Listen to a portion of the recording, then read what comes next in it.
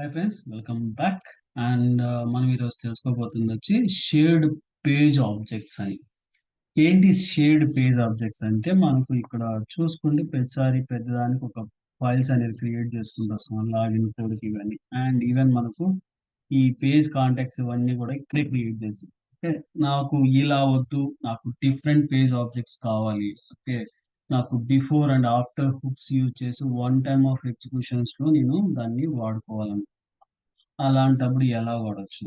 Okay, ఇది మనం చూద్దాం ఇప్పుడు. ఓకే, ఆ సింప్లెస్ట్ వేలో చెక్ చేద్దాం. ఓకే, అండ్ బిఫోర్ దట్ నేను ఏంటంటే ఈ హుక్స్ కాన్సెప్ట్ ఉంది కదా, అది ఫైల్ డిలీట్ చేస్తున్నా బికాస్ మనకు అన్నెసెసరీ రన్ అవుతూ ఉంటుంది, అందుకోసం దాన్ని తీసేస్తున్నాం అనమాట. ఓకే, ఫస్ట్ మనకు ఈ ఫోల్డర్ స్ట్రక్చర్ లో మనం బాగా చూసుకుంటే there are two folder structures ఉంటాయి. One is future and another one is step. Okay, and ఇక్కడ మనకు ఇప్పుడు ఒక ఫోల్డర్ క్రియేట్ చేసుకుంటాం, అది ఏంటంటే యూటిలిటీస్ అని. ఎందుకంటే అందులో మనకు కామన్ గా స్టోర్ చేసుకోవడానికి బాగుంటుంది అని. ఓకే, అండ్ మీరు ఇది రూట్ డైరెక్షన్ లోనా క్రియేట్ చేసుకోవచ్చు, లేదా ఈ స్టెప్ ఫైల్ ఈ టెస్ట్ అండర్ సెక్షన్ లో అయినా సరే క్రియేట్ చేసుకోవచ్చు అనమాట. ఎక్కడ క్రియేట్ చేసినా మనకు వర్కౌట్ అవుతుంది. ఓకే, నేను టెస్ట్ క్రియేట్ చేస్తున్నాను, యూటిల్స్ అని ఒక ఫోల్డర్ క్రియేట్ చేస్తాను. ఓకే, స్మాల్ లెటర్ వాడితే బెటర్, నేను క్యాపిటల్ వాడా. ఓకే, ఇందులో టూ ఫైల్స్ క్రియేట్ చేద్దాం. వన్ ఈస్ పేజ్ పిక్చర్ అని, pictures dot TS file. Okay, and another one is hooks dot TS file. Okay, ఇవి రెండు ఫైల్స్ అన్నమాట.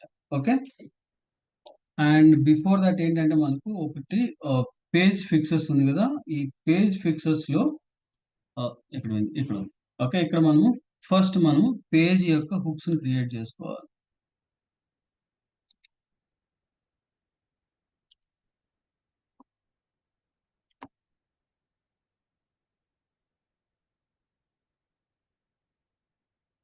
ఇక్కడ ఉంది, ఇక్కడ ఉంది. మనము ఈ పేజ్ ఫిక్సెస్ లో ఇంపోర్ట్ చేసుకోవడానికి పేజ్ మాత్రం సరిపోతుంది. Okay, 1 minute, somebody bell.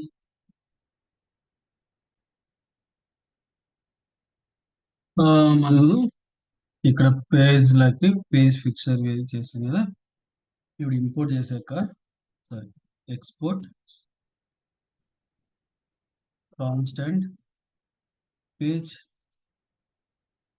Picture.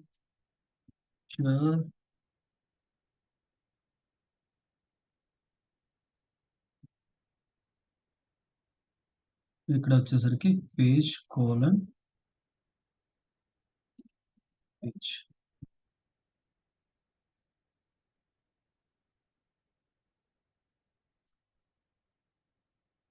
లేదంటే లెట్ పేజ్ డాట్. ఓకే,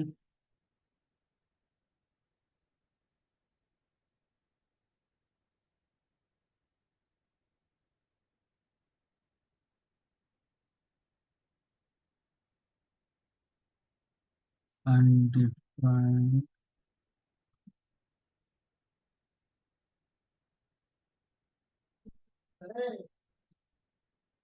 చిన్న పని చేద్దాం, ఇది ఎందుకు వర్క్ అవట్లేదు. ఇగ్నోర్.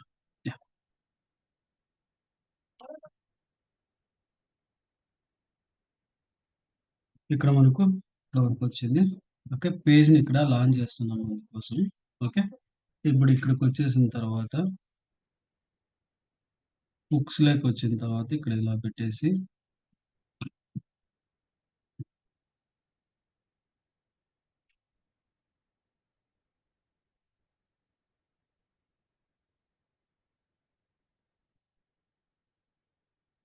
మనకు గివెన్ అంటే మనకు టూ కేసెస్ వాడుతున్నాం కదా,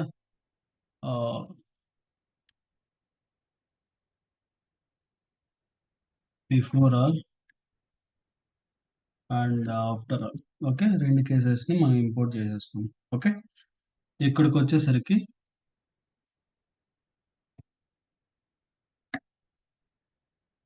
before all functions okay async functionality ఇలాగైనా క్రియేట్ చేయొచ్చు, లేదంటే మనం నార్మల్ గా క్రియేట్ చేసే ఫంక్షన్ అయినా క్రియేట్ చేయొచ్చు. Both are same, no different. Okay, don't worry. ఏది క్రియేట్ చేసినా ఒకటే అన్నమాట. ఓకే, కాబట్టి ఇలా క్రియేట్ చేసుకుంటాం. ఒక్కొక్కసారి ఇది పర్ఫెక్ట్ గా వర్క్ అవ్వదు, అందుకోసం నార్మల్ ఫంక్షన్ క్రియేట్ చేస్తుంటారు. Okay, and similar format after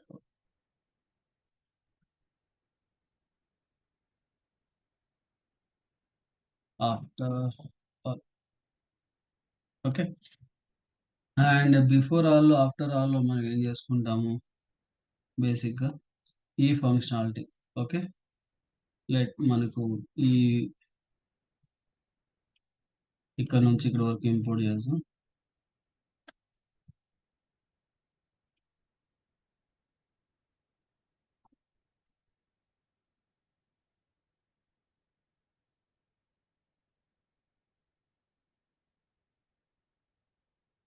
okay, and then మనకు ఇందులో ఉన్నట్టు ఈ పర్టికులర్ గా ఈ రెండు సెక్షన్స్ ఉన్నాయి కదా, వీటిని కట్ చేస్తాను, ఇక్కడ పేస్ట్ చేసుకుందాం. అండ్ అలాగే మనకు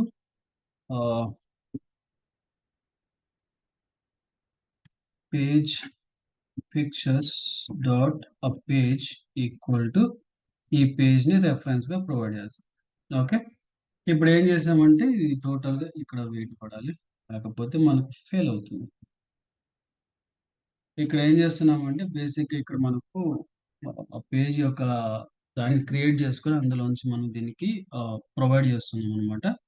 ఓకే, ఇంకొకటి కూడా వాడొచ్చు దాన్ని, browser context. Okay,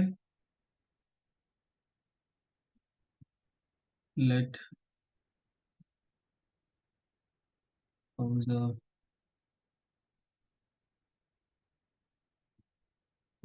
browser context.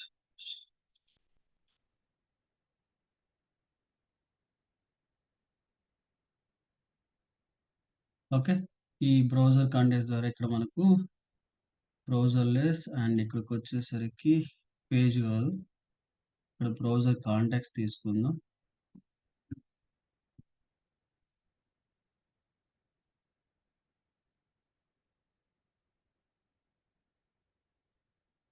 Dot a new context. Okay, and ఈ న్యూ కాంటాక్ట్స్ లోంచి అండ్ న్యూ పేజ్ ని కన్జ్యూమ్ చేసుకుంటాం. ఓకే, ఇది టోటల్ గా బ్రౌజర్ ని కన్జ్యూమ్ చేసుకోవడానికి వాడుతున్నాం. ఓకే, అండ్ దెన్ మనకు ఆఫ్టర్ లో ఏం చేయొచ్చు అంటే ఈ పేజ్ యొక్క దాన్ని క్లోజ్ చేయాలి. ఓకే, ఇప్పుడు ఏం చేస్తామంటే దీనికి await page dot close. Okay, page dot close ఇది ఇప్పుడు ప్రొవైడ్ చేస్తాం. ఓకే, అండ్ ఈవెన్ మనకు బ్రౌజర్ కాంటాక్ట్స్ ని కూడా క్లోజ్ చేయొచ్చు, నో ఇష్యూస్. అండ్ ఇక్కడికి వచ్చేసరికి సారీ ఇక్కడ ఓకే, ఇక్కడ మనం పేజ్ వాడాం కదా, ఈ పేజెస్ ఇవి తీసేద్దాం, ఎంటైర్ కాన్సెప్ట్ అనేది రిమూవ్. ఓకే, అండ్ ఇక్కడ మనకు పేజ్ పిక్చర్ డాట్ అ పేజ్ ఈ కాన్సెప్ట్ అనేది వస్తుంది అనమాట. ఓకే, పేజ్ ఉన్న ప్రతి చోట కూడా మనం దీన్ని వాడతాం, replacing for all the places. So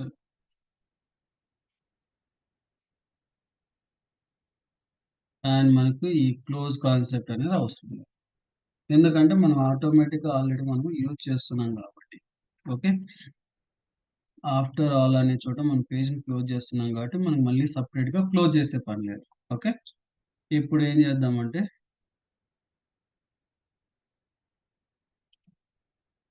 లాగిన్లో already ఉంటుంది కాబట్టి దీన్ని హార్డ్ కోడ్ చేసి పెట్టాం కాబట్టి దీన్ని తీసుకుంటాం. ఓకే, కుకుంబర్ ఫ్రేమ్లోకి వెళ్ళేసి లాగిన్ ఫంక్షనాలిటీ ద్వారా ఈ వెదర్ మనకు అంటే మనకు రన్ చేస్తున్న ఈ కోడ్ మనకు వర్క్ అవుతుందా లేదా తెలియాలి కదా. దానికోసం రీరన్ చేస్తుందన్నమాట. ఒకసారి రన్ కాలేదంటే ఎక్కడ ఫెయిల్ అవుతుందో మనం చూసుకోవచ్చు. ఓకే.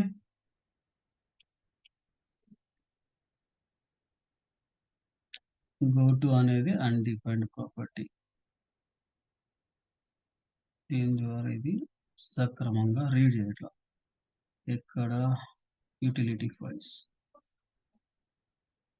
రిలేటివ్ పాత్ అండ్ మనకు యెస్ ఇక్కడ.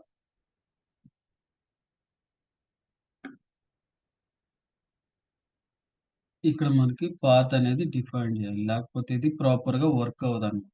Okay. Slash star dot TS file. Okay. ఇది మనకు ప్రాపర్‌గా వర్క్ అవ్వడానికి వచ్చిందన్నమాట. ఓకే. ఇంకొకసారి ట్రై చేస్తాను.